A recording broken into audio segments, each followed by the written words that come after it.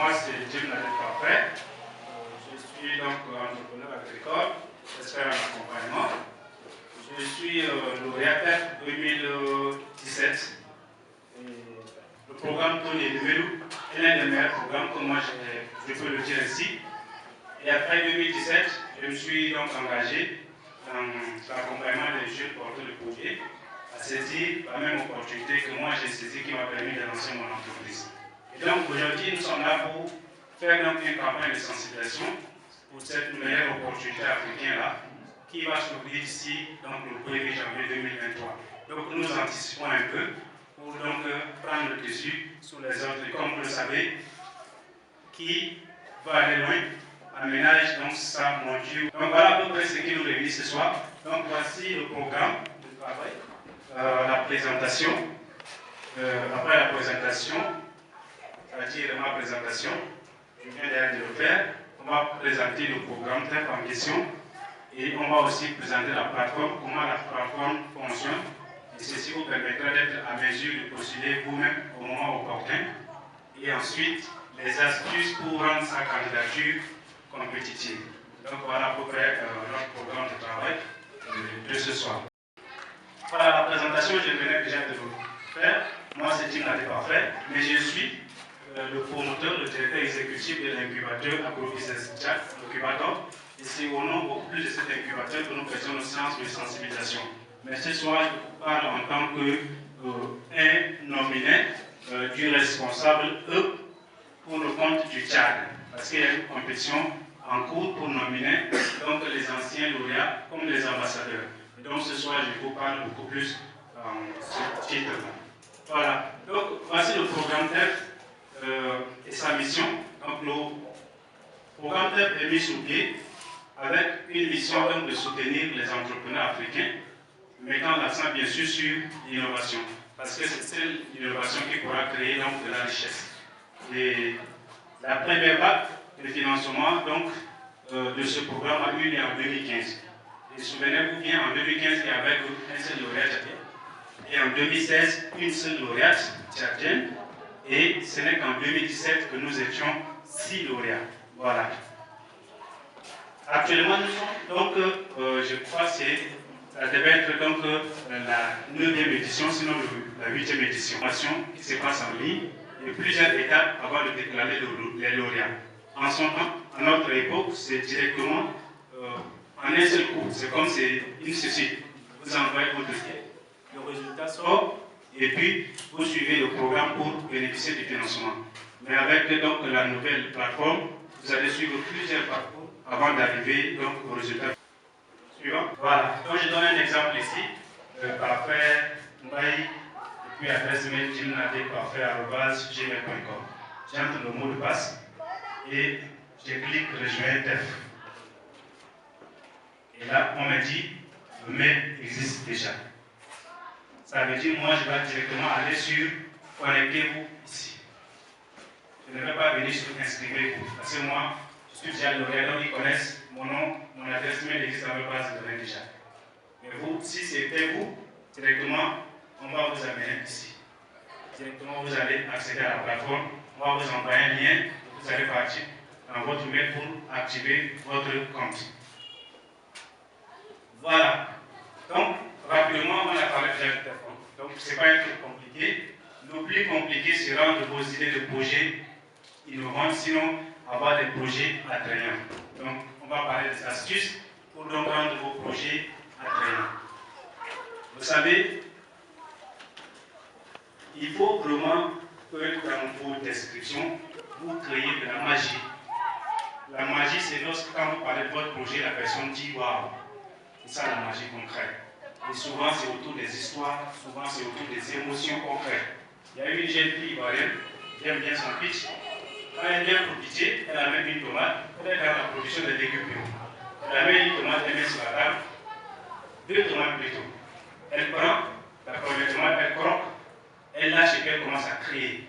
Mon ventre, et puis elle tombe. Le jury est paniqué.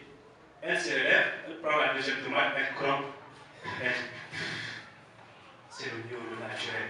Et donc, nous, on veut que vous mangez naturel pour ne pas tomber malade. Et puis c'est très bien la compétition. Et c'est ça la magie. Quand elle commence par crier, le jury dit, c'est quoi? La dame elle est malade, elle devient folle. Après, elle se relève et puis elle prend la deuxième tomate et elle continue tout simplement manger l'eau naturelle. Donc c'est ça la magie qu'on veut créer autour d'une idée de projet banal ou bien très simple que tout le monde connaît, mais la magie autour de ça va créer le wow. Maintenant, les gens financent pas pour votre innovation, mais parfois pour votre vision. Il faut avoir une grande vision, une vision convaincante. Maintenant, après, la passion, c'est incontournable. On dit souvent, sans la passion, vous ne pourrez pas faire long feu sur vos initiatives. Donc, dans vos descriptions, là, celui qui vous lit va sentir la passion que vous avez. Vrai ou faux? Quand Fatima m'a parlé tout à l'heure, elle était trop légère. Et là, souvent, je l'ai dit, toi, tu es trop légère quand tu parles ton projet. Tu ne vis pas comme ça.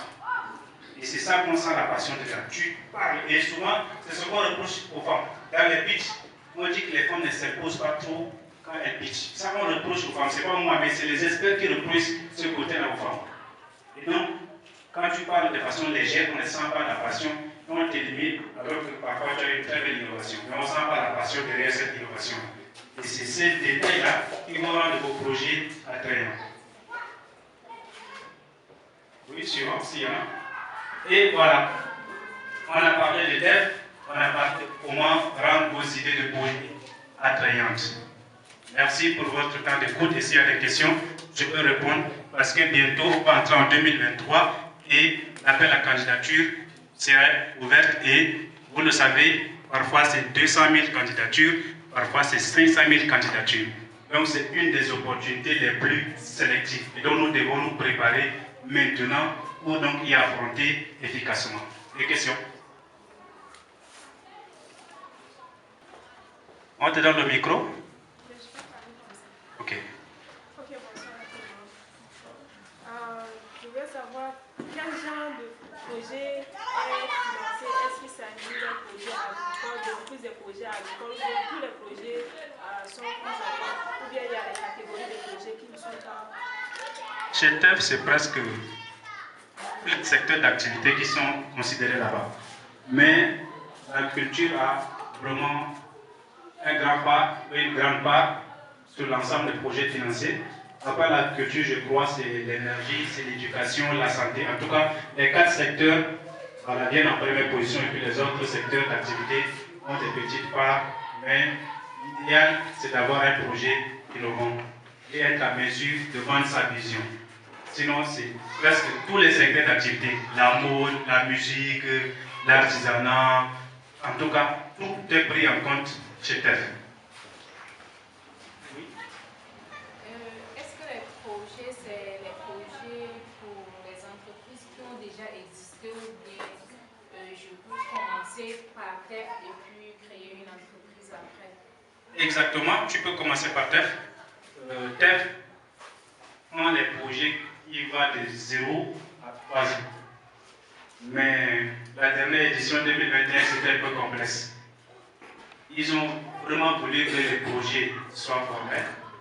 Ils aient des comptes bancaires avant d'arriver même à la fin. Mais sinon, au début, TEF était très ouvert. Mais au fur des années, ça devient un peu très compétitif, comme je le dis. Et comme vous le savez, lorsqu'on est formel, on est plus crédible face à un bailleur. Donc, je vous conseillerais vraiment d'anticiper, formaliser vos entreprises pour augmenter votre chance. Entre un enfant qui marche et un enfant qui rampe, tu vas choisir lequel? Non, je vais vouloir prendre celui qui marche. Oui, pas de question là-bas? D'accord. Bien, sur ce, on va...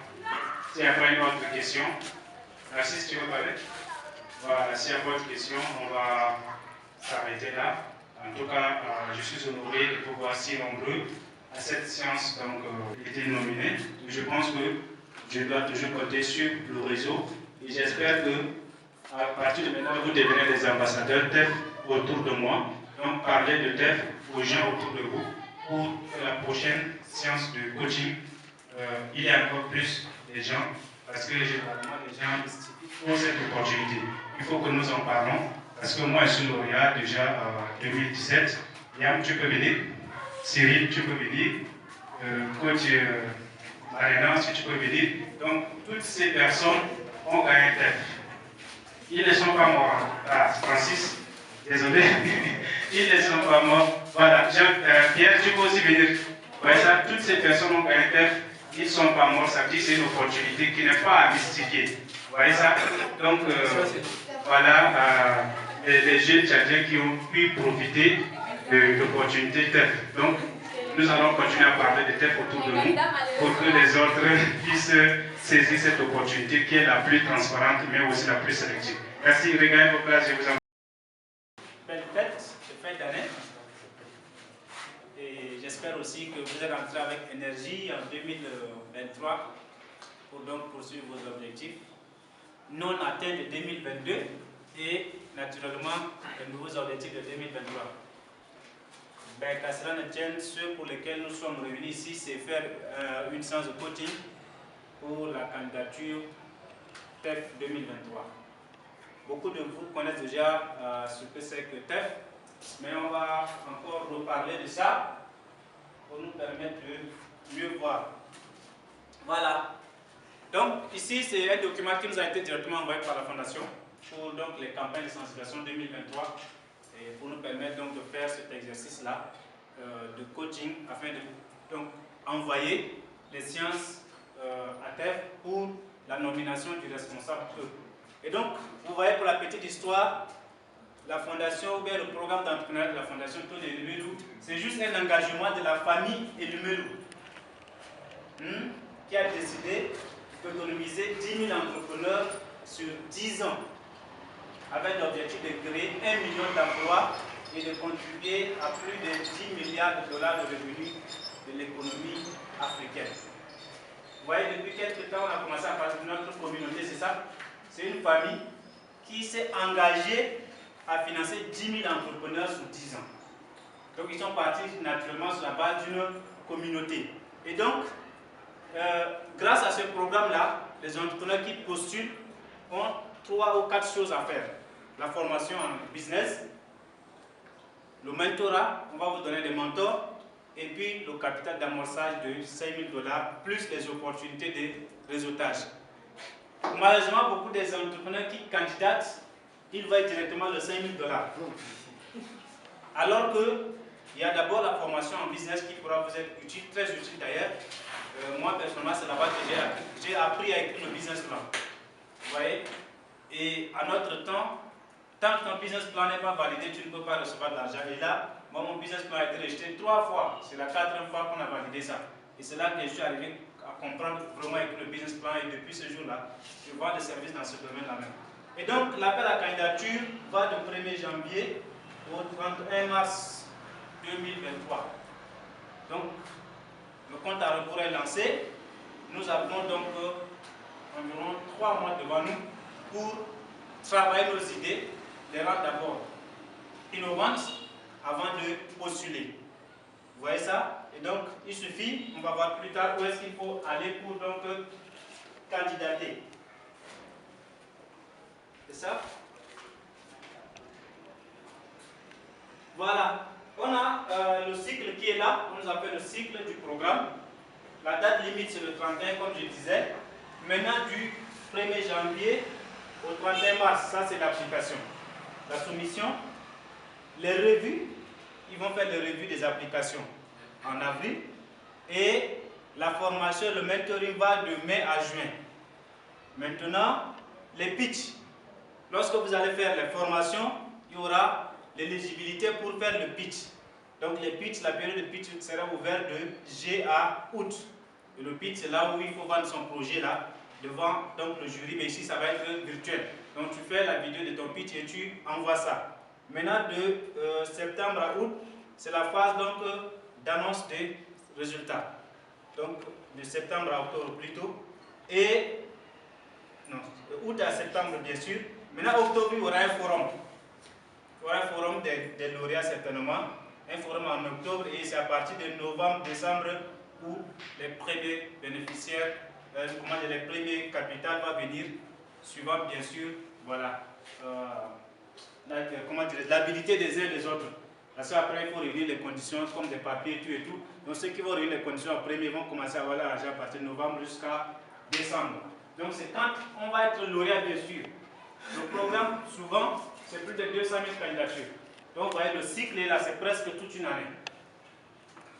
Obtenir l'argent, c'est pas facile. On va de janvier à décembre. Et le 1er janvier, on lance un autre programme. Et là, ils ont expliqué le contenu de la formation. Donc, il y a plusieurs outils qu'on va vous donner pendant la formation. Ça, c'est juste à titre informatif. On n'a pas à mettre du temps là. On a le mentorat. Le mentorat aussi, on nous a expliqué. Naturellement, le mentorat, c'est quelqu'un qui a franchi le pas devant vous. Et souvent, c'est les anciens lauréats qui font le mentorat. Avec la formation, le mentorat est là. Vient maintenant la présentation des pitch. Donc, le pitch, c'est parler de votre projet en 3 minutes, sinon en 5 minutes, ça dépend des structures. Mais TEF, ça va souvent de 3 minutes à 5 minutes, bien sûr. Donc, vous allez parler de votre projet en faisant sortir la faisabilité plutôt, les opportunités de marché, c'est important, la compréhension financière de votre projet, l'évolutivité de votre projet et enfin le potentiel de leadership et la compétence entrepreneuriale. Et donc, quand on parle de potentiel leadership, c'est quand vous parlez, on sent votre leadership. Vous voyez? Et votre vision définit aussi votre leadership. Donc, ce sont là les 5 points qui doivent apparaître dans le concours de présentation appelé aussi pitch. Et souvent, chaque phase est éliminatoire. Après la phase de formation, on élimine les uns. Vous voyez ça? Même dans la soumission, déjà, tu peux être disqualifié si tu ne réunis pas les conditions. Après, tu passes à la formation, on va éliminer les gens. Et puis les gens vont au pitch. Et on va éliminer les gens et puis donner le résultat final. Voilà, comment postuler? On avait déjà, j'ai parlé de ça tout à l'heure. Il faut venir aller tout simplement sur tefconnect.com pour vous enregistrer. Et quand vous allez là-bas, vous allez voir là où j'ai fait sortir en haut, Apply Now. Vous allez tout simplement cliquer sur Apply Now.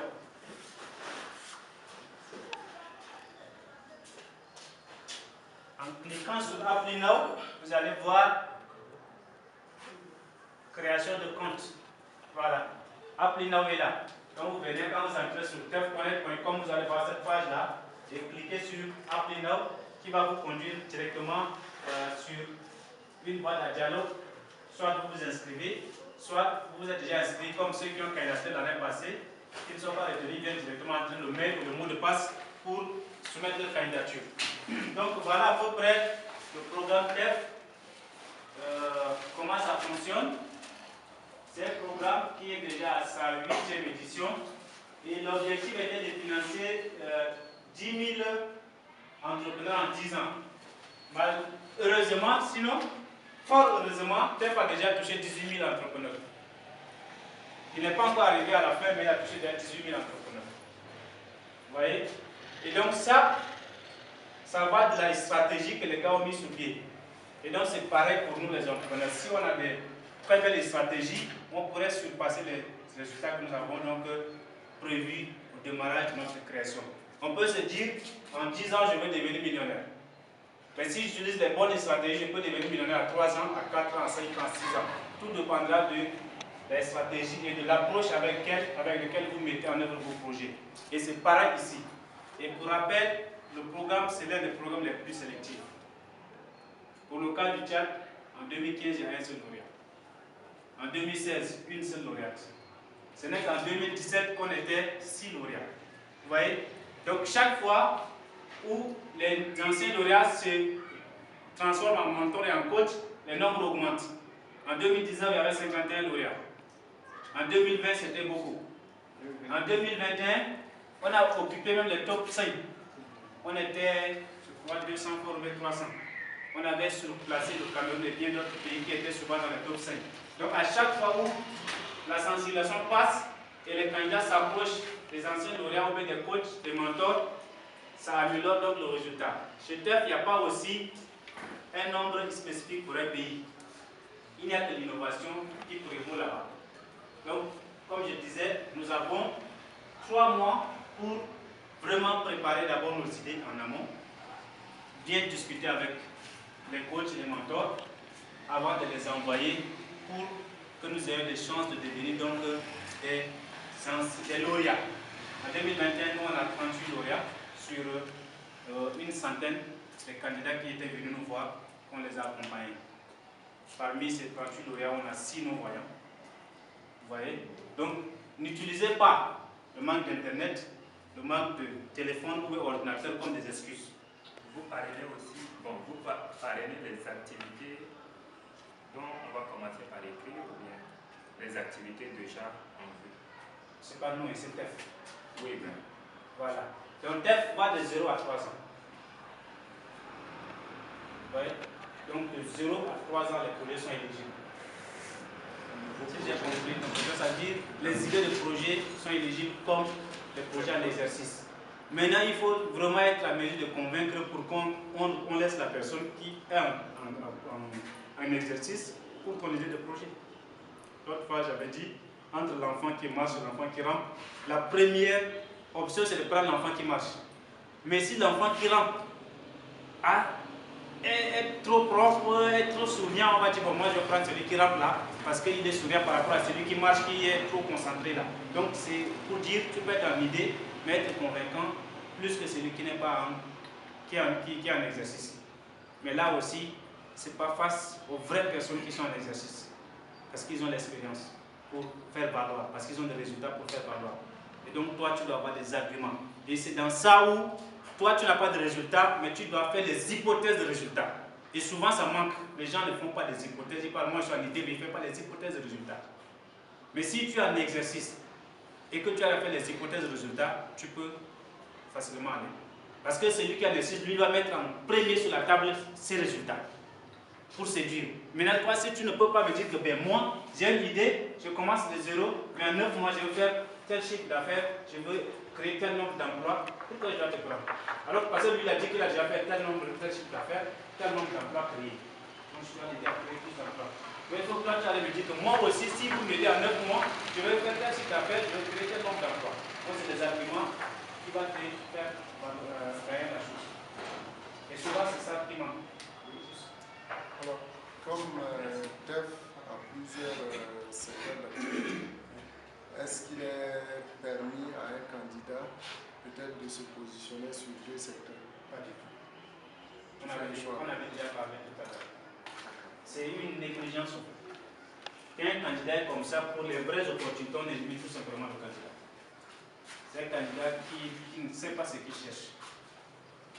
Donc souvent, si tu as 2 idées de projet, soit par convention, tu donnes à quelqu'un que tu connais pour exploiter ton idée de projet ou tenter ça avec ton idée de projet, mais avec une convention, bien sûr. Mais sinon, toi-même, venir 2, 3, mais tu es en train d'embrouiller les gens pour rien. Tu vois, n'est-ce pas? Parce qu'après, il faut suivre la formation. Toi, tu vas suivre la formation où? Et la formation, c'est en ligne et c'est unique. Tu vas dire que moi, je suis avec l'idée d'énergie, je suis avec l'idée d'agriculture, finalement. Donc, tu vas devoir te débarrasser de toutes les autres idées pour ne poursuivre qu'une seule idée. Donc, même les formations sont orientées par secteur. Ce n'est pas... C'est-à-dire, en postulant, tu choisis déjà le secteur. Et après, la formation est globale. Mais toi, tu es seul. Tu suis la formation là, tu vas faire comment? C'est le même business là. Même business, c'est-à-dire. Comme c'est toujours formation en affaires. Tu vois, et après, tu vas envoyer pitch pour qu'on évalue. Et donc, s'il est éliminé là-bas, on le prend ici. Tu vois, moi, c'est le second, c'est même c'est déjà de perturber les gens. S'il y a assez de projets en agriculture et que mon projet n'est pas si attrayant, peut-être qu'en énergie, mon projet pourrait être très attrayant. Ça veut dire que toi-même, tu n'es pas prêt à comprendre, donc on doit te laisser aller, devenir mieux avant de revenir. Ça, c'est un conseil d'ordre général. Ne tentez jamais une seule opportunité 2 fois. Pour des opportunités sérieuses, on va tout simplement retirer votre chose. Alors que peut-être l'un de votre projet est meilleur. Donc, allez avec l'idée sur laquelle vous avez vraiment investi du temps pour que ça puisse vous aider à lever le fond. D'accord. Oui. C'est bon? Merci beaucoup. S'il n'y a pas de questions, je pense que la séance, ce qu'on appelle la candidature, est ouverte depuis le 1er, donc hier. et ça va se poser jusqu'au 31 mars. Et donc, à partir de maintenant, moi-même, je suis disponible, mais aussi la maison Agro-Business Tchad et son personnel sont disponibles donc, pour vous appuyer techniquement. Donc, sentez-vous chez vous, passez quand vous aurez du temps, comme vous voulez et quand vous voulez. Merci beaucoup.